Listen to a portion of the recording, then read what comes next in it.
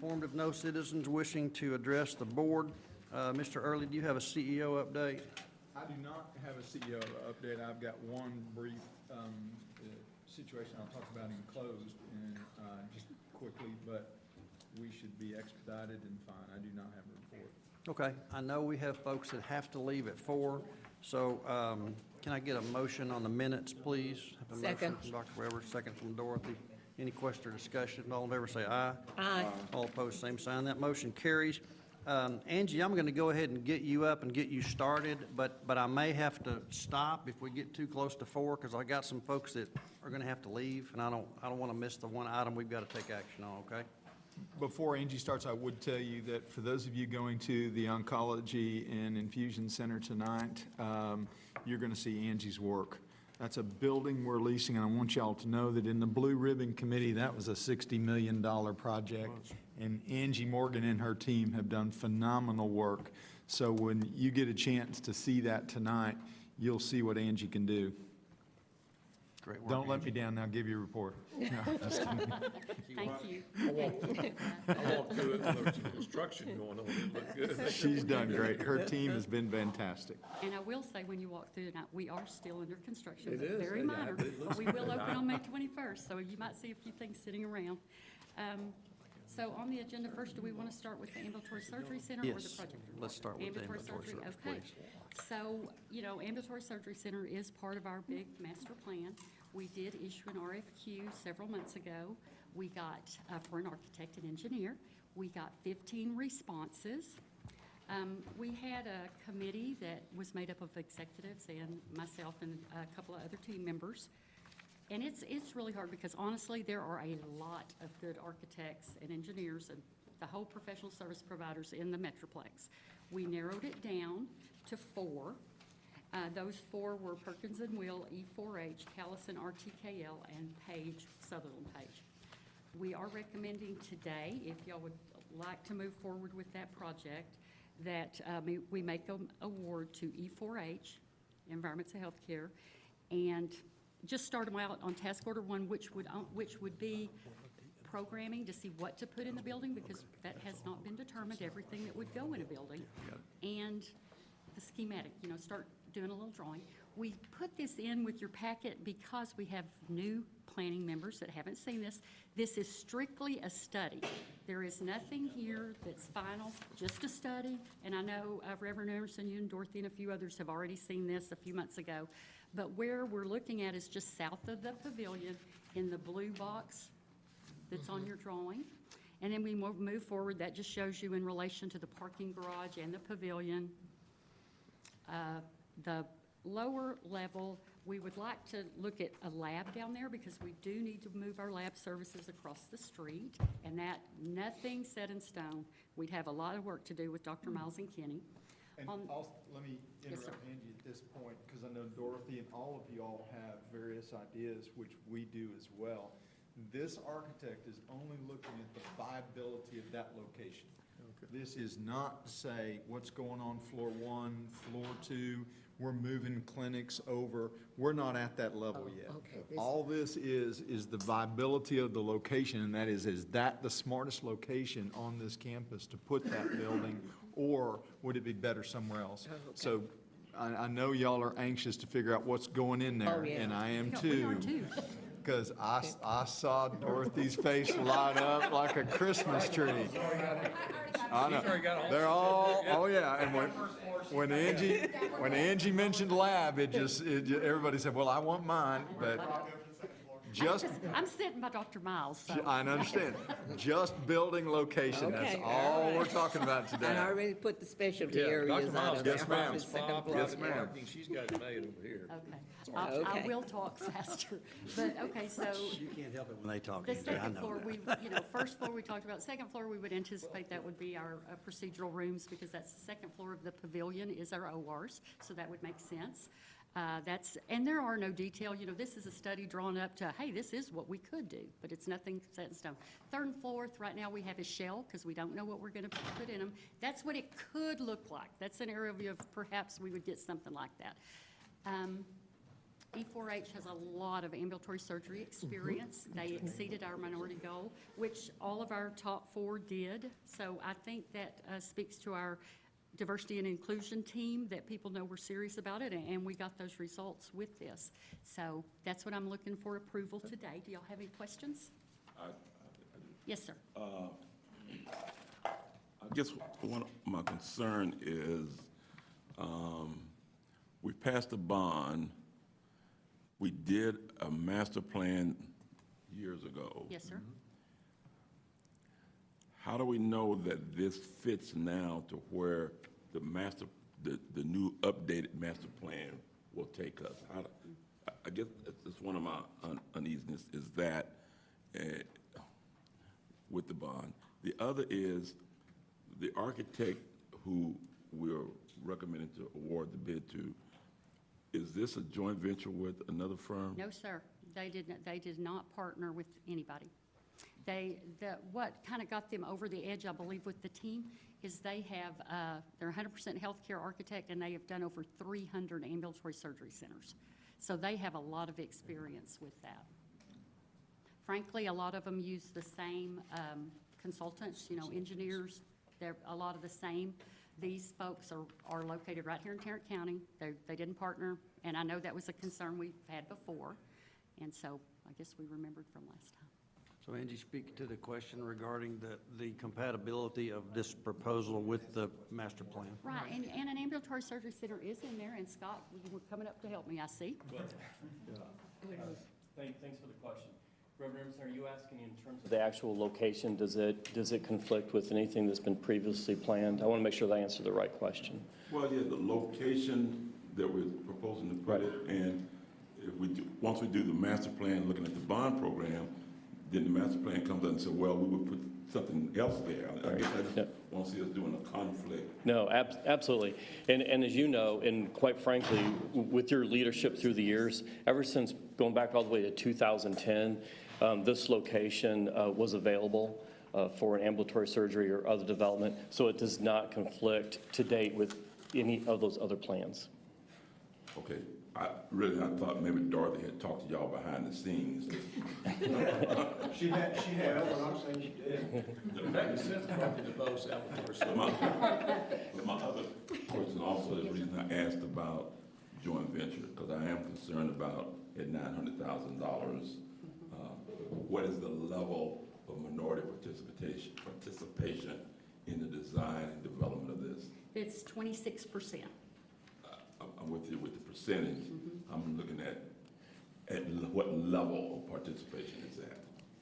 Well, if 14% for MEP, so mechanical, electrical, and plumbing, 11% for civil and structural engineering, and they've got 1% in there for food service, because we have been asked, the pavilion doesn't have any food service really, to look at putting some food service in there, so we wanted an expert to tell us, a little bit about that.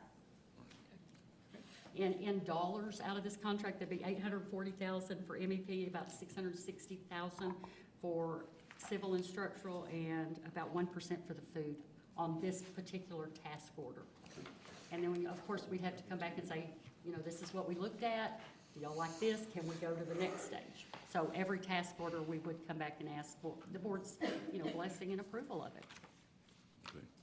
So you all will recall, we started working on the ambulatory center actually long before we even knew there was going to be a bond campaign. And so this has been all the way back to Blue Cottage and beyond. This has always been a component moving forward, and the question becomes what, relationship, if any, this has with the bond. I think we've always approached it from the standpoint of this is a crucial need for JPS, and whatever ultimately happens regarding financing of this, I think it's a secondary question. We've always said we're going to move forward, and so the location's consistent with the original master plan. So I'm glad to see it. I'm glad to see that we're getting started on it. It's certainly a long time coming, and glad, Angie, that you're moving forward with it.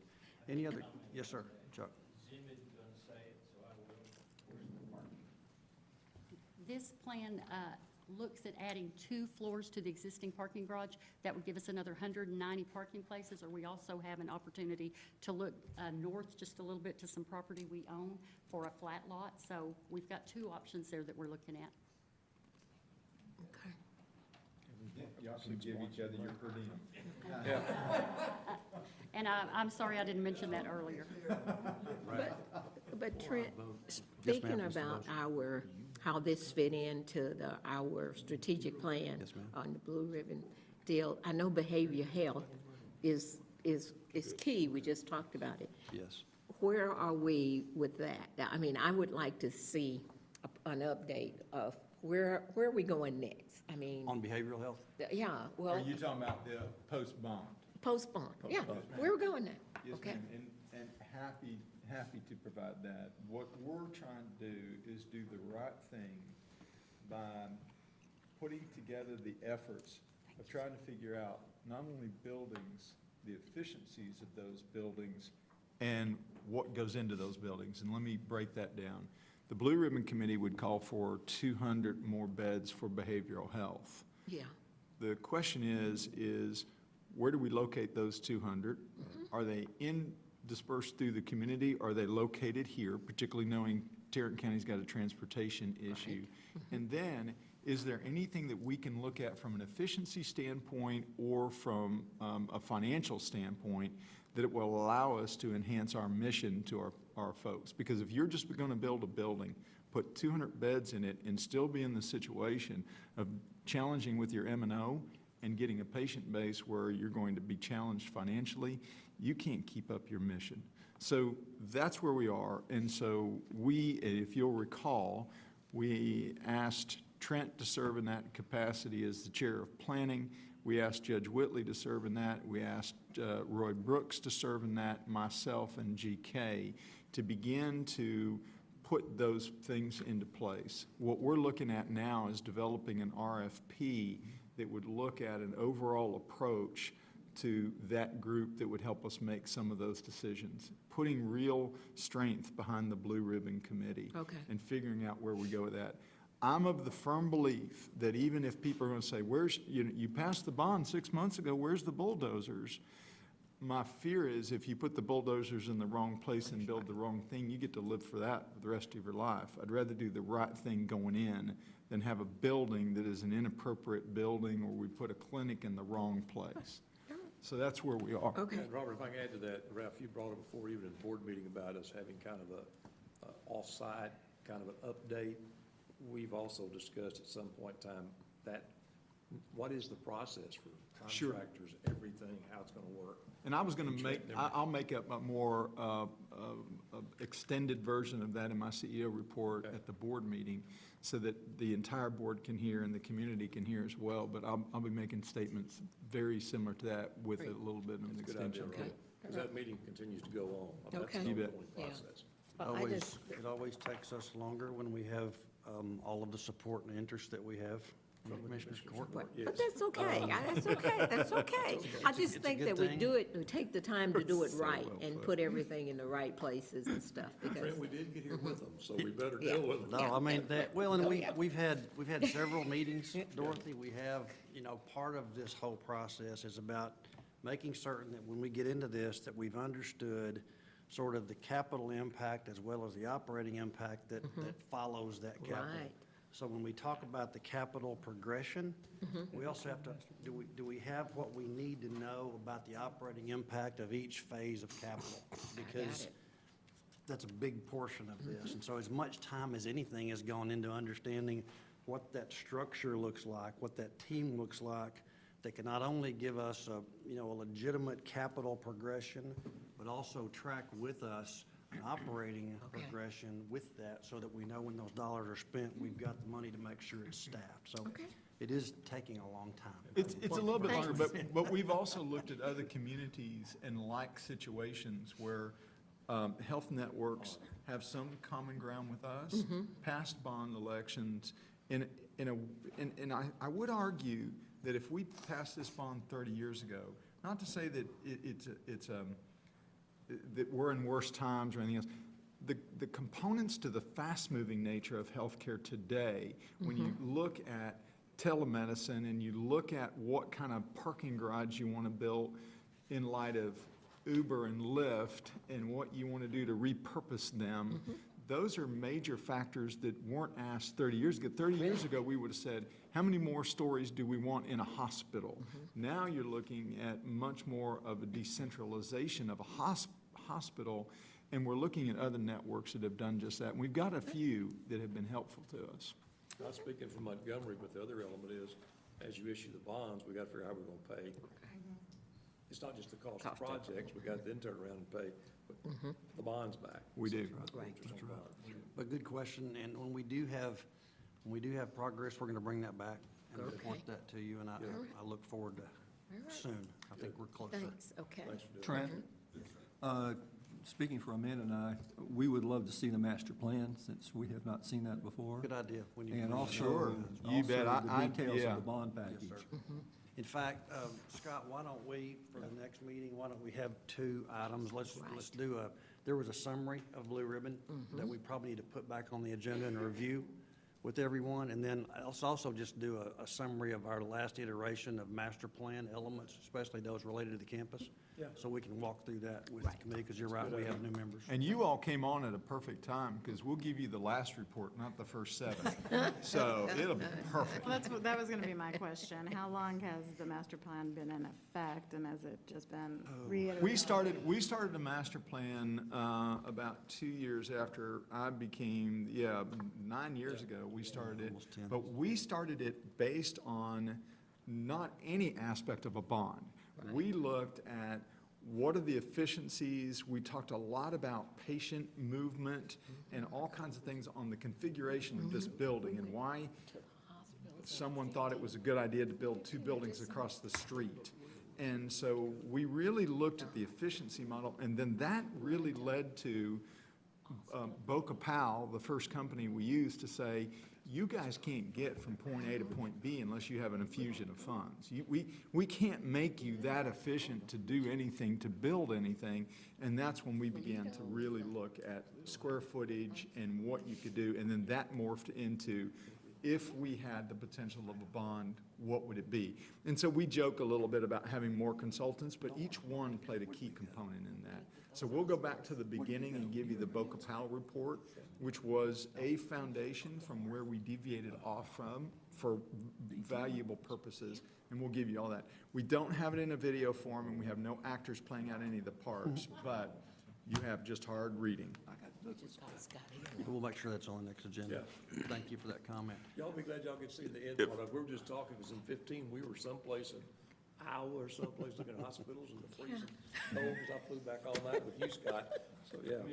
Michigan, oh, Wherever okay. it was. Well, hey, we were way off. Good at geography. Iowa, Michigan is one of those somewhere up bordering there north. states. Yeah, Remember some, I'm yeah, in we, Texas, it's north of the if you river. remember, we tried to trade Scott in. Yeah. Best I remember, y'all stayed, and I had to fly back all night through Chicago with Scott. But I want to just Sorry, also Trent, we ask lost. Angie, as they look at that plan, not only look at the building, but look at the area. Yes, sir. For traffic flow, because that's really bad over there now. Yeah, when you come in off it. That's a good Yeah. point. All right, any other questions for Angie? Because the motion before us is to move forward with a recommendation to the board regarding selection of the architect for the feasibility study for the emergency, for the ambulatory care clinic. We have such a motion?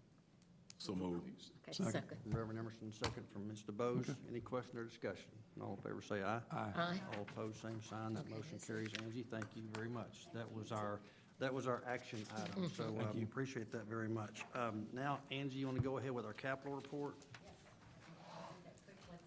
The first one on the list is the ED expansion into shell space. That's under construction right now. If you remember, that's 12 new treatment rooms with all the associated support space that goes with that, and it's contiguous to our existing ED. That'll complete September. If everything goes well, commissions, and we'll open. The next one, the radiology equipment construction, that was a lot of general x-ray, and the last piece was an MRI, and that'll be adding the 3rd MRI to our campus. That's scheduled to complete in June 2019, so it's moving right along. The Cancer Center, I'm excited for y'all to see that tonight, so I'm hoping everybody comes. But, that's a renovation, it's a long-term lease, 10 years, and it has that really nice new linear accelerator. The last one is our behavioral health environmental safety project. That is almost our never-ending project. If you remember, a year and a half ago, we had the really good Joint Commission survey, zero ligature risk, and then they stopped accepting some mitigation plans for common areas, waiting rooms. Before, they accepted those where you had staff present all the time. Well, they don't anymore, so we're having to make all those areas ligature resistant as well.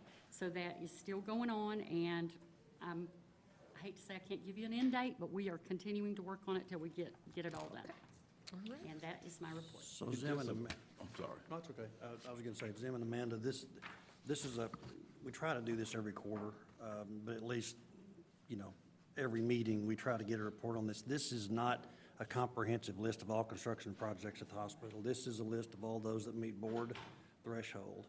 So we have Angie come back and give us, where are we, how much have we spent, what's left to do, any comments about it. So anytime you have any questions or input on the capital piece of it, let us know, because we want to make sure we bring those up at each meeting and give you a chance to talk about those. I'm sorry, Reverend Emerson. No, I was just saying, it just appears, it seems as though whenever we do an improvement or a change in Trinity or the behavioral health area, it becomes outdated the next week, and we have to go back and do something else. And you're not kidding. It's a very difficult environment to work in. Comments or questions on the capital construction report? We don't have to take any specific action on that, it's just a report. That concludes the action items. We do, though, need to go into executive session for just a brief few minutes. Okay.